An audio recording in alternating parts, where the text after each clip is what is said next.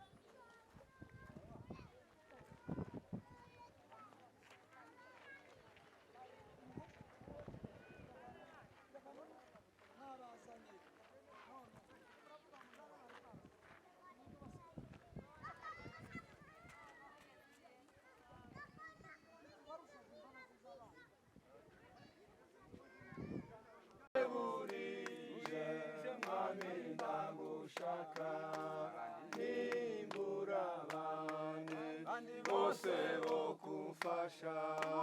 tugumane mwami tuguma imbura abandi bose bo kumfasha tugumane mwami tuguma iminsi yose mbangushaka mwami iyo Satani yandwanya cyane nta wundi mfite ubasha kuntabara tugumane mwami tuguma nta wundi mfite ubasha kuntabara tugumane mwami tuguma singira umwanzi n'umwe turi kumwe kandi amakuba ndambabaza cyane intorezo yo rupfu yarakize zose nziza nituguma intorezo yo rupfu yarakize zose nziza nituguma amaso naremba uzambonekere abona ubwiza bwawe bwo mw'ijuru basige vuba umwijima wo mw'isi no mw'ipfa ryaje tuzaguma basige vuba umwijima wo mw'isi no mw'ipfa ryaje tuzaguma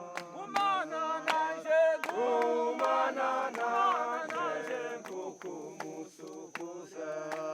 dore burije mwami ndagushaka nimbura abandi bose bo kumfasha tugumane mwami tugumane nimbura abandi bose bo kumfasha tugumane mwami tuguma amaso naremba uzambonekere abona ubwiza bwawe bwo mw'ijuru ndasige vuba umwijima wo mw'isi no mw'isi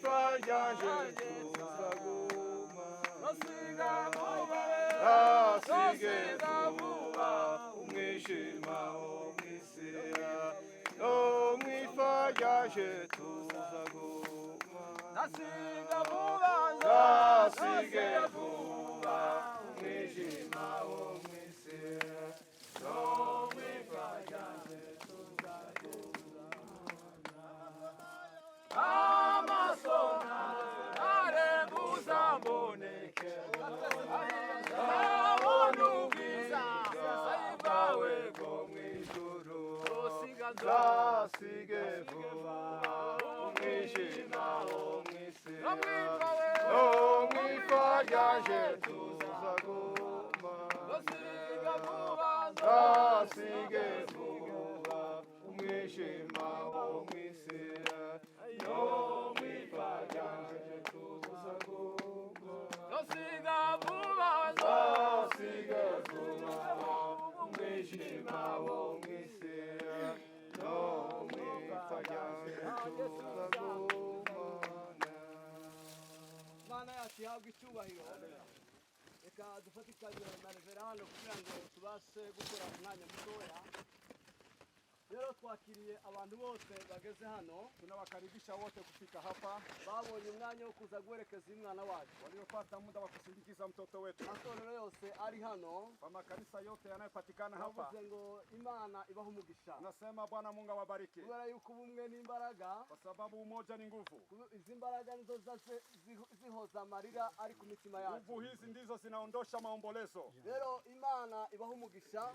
kwa hiyo Mungu awabariki abantu bose bisanze hano wale wote waliofika hapa abakozi b'Imana watumishi wa nyumba ya Mungu abanyamashengero batandukanye watu wa aina kanisa tofauti inshuti n'abavandimwe ndugu na jamaa turavuze ngo murakaza tunasema wote karibu kuri umwanya wo guherekeza umwana wacu kwa saa ya kusindikiza mtoto wetu Imana ibahe umugisha Mungu awabariki kandi Imana ibagirire neza tena Mungu awatendee mema nanone kugira ngo tuje gukora uyu mwanya twihuta kusudi tuendeleshe tuharakishe muda wetu tugiye gusoma ijambo ry'Imana tunasoma neno la Mungu kuvuga ngo umuntu wese turamwakiriye ni kusema mtu yeyote anakaribishwa wese aho wavuye mahali ulitoka abo twabanye wale tulikuwa nao kanisani n'abandi bashitse hano na wengine wanaofika muda huu mwese mwisange muri aya materaniro wote tunasema karibu reka dusome ijambo ry'Imana tusome neno la Mungu dusome Yobu 14 umurongo wa 14 Yobu Ayubu ni 14 na 14 turasoma n'umurongo wa 15 hadi mlango wa 15 iyo yavuze ngo umuntu napfa azongera abeho naba yihanganire iminsi y'imibabaro yanje yose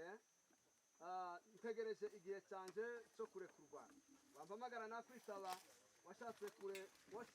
kubona umurimo w'amaboko yawe amen nta magambo menshi tugiye kuvugira hano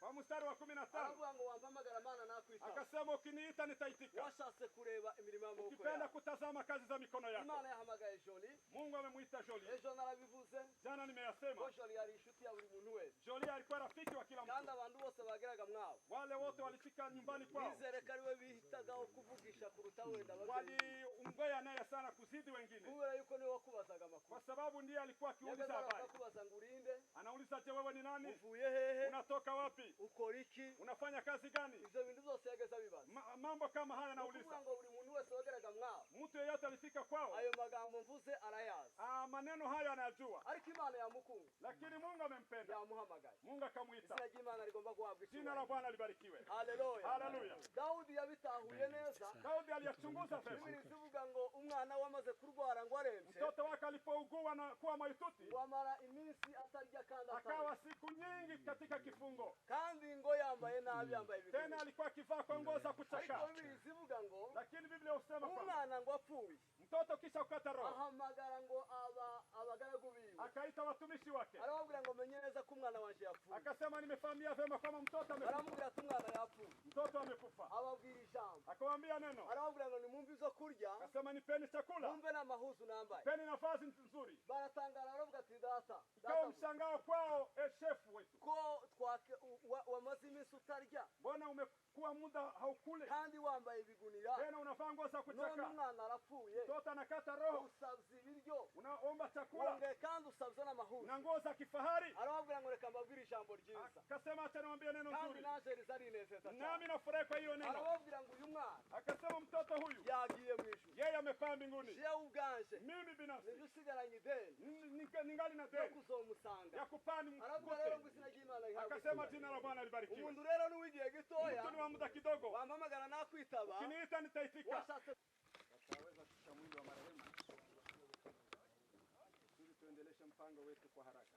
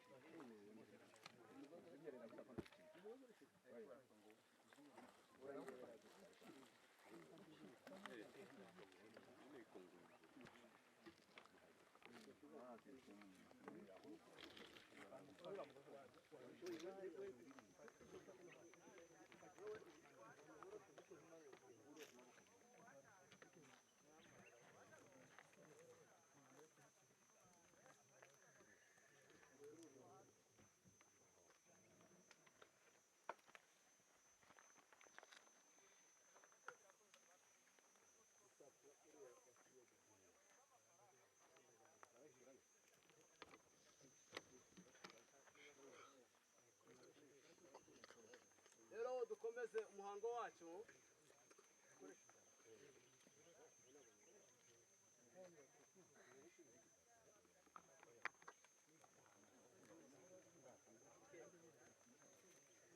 reka rero dusaba abakozi b'Imana bigire hino kandi iki kintu tuza tucyumvaga ntitwaza duhunga twaje Tasi watumishi wa nyumba ya Mungu wote wawe hanyuma karibu. umuryango nawo wigire hino Tena jamaa watafuata kugira ngo tujye gukora ikintu twihuta kusudi tufanye mpango wetu kwa haraka, abafundi barimo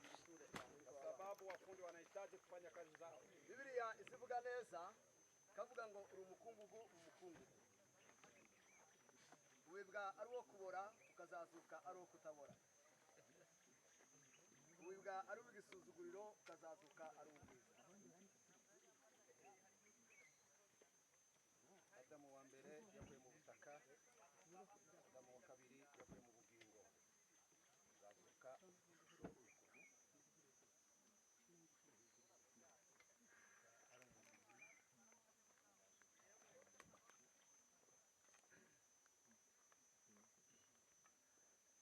maisha katika dunia ni kama kupanda na kuvuna. Tufanye haraka, tufanye haraka. Apandaye katika mwili atavuna umalizi.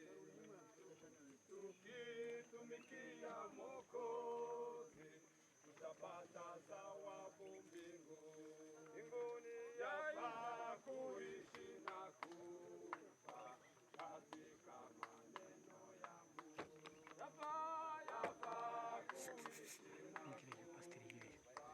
katika maneno ya Mungu. Kwa neema kubwa kabisa tumekubaliwa na Mungu.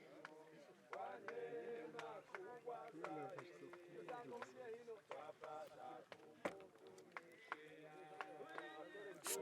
It's in, get. Keep it. Tangaza na kuitangaza Injili, itaisha kwetu kabisa. Tangaza na kuitangaza Injili, itaisha kwetu kabisa. Kwa neema kubwa kabisa tumekubaliwa na Mungu. Kwa neema kubwa zaidi twapata kumtumikia.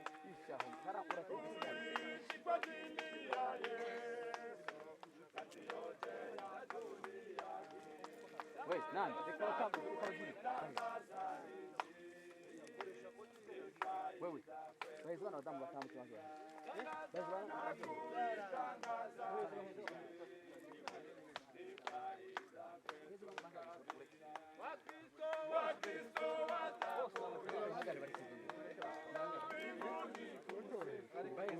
bareke batambuke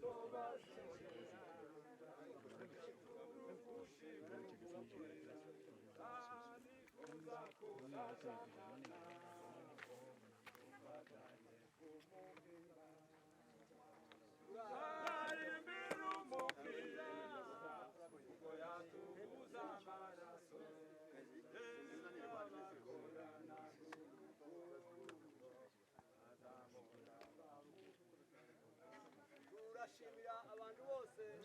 Kwa watu wote waliofika mwaliko kugira ngo tubashe kwerekeza umwana wacu ili tusaidize kwa kusindikiza mwili wa marehemu. nizere ko umuryango nizere ko itangazo ari rya rindi Najua kwamba tangazo kwa familia ni ile ile. twese twaba tugenda duhurire ku itorero Sisi wote tutakutana tena pale kwa kugira ngo kanisa tujye gusoza iyi gahunda ili tuende kuhitimisha mpango huu. reka dusenge rero Hata tuombe Mungu. turagushima Mana kubw'iyi gahunda turagushima ko wadushoboreshe muri ibi bikorwa twabayemo nanone kandi abantu bose babaye hano ko kwerekeza umwana wacu baho umugisha uhumurize umuryango uhumurize itorero uhumurize inshuti n'abavandimwe kubw'iki gikorwa dukoreye hano hantu twibuka ko twese iwacu ari mu ijuru kandi ariho dutegereje umukiza ko azava mwanditsi yaravuze ngo uwo niwe uzaza guhindura imibiri yacu yo gucishwa bugufi akayishushanya n'ubwiza bwe nanone aba bantu bose babaye hano ko kwerekeza umwana wacu baho umugisha ishimwe rikomeze kugarusha umuntu amahoro umunezero ibyishimo bijyana natwe twese amen bijyane n'amahoro y'Imana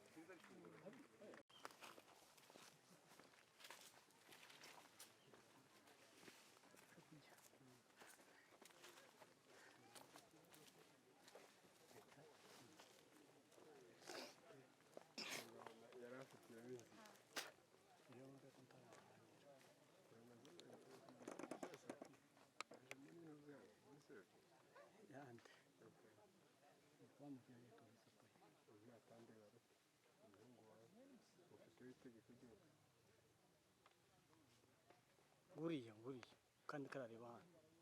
nguyu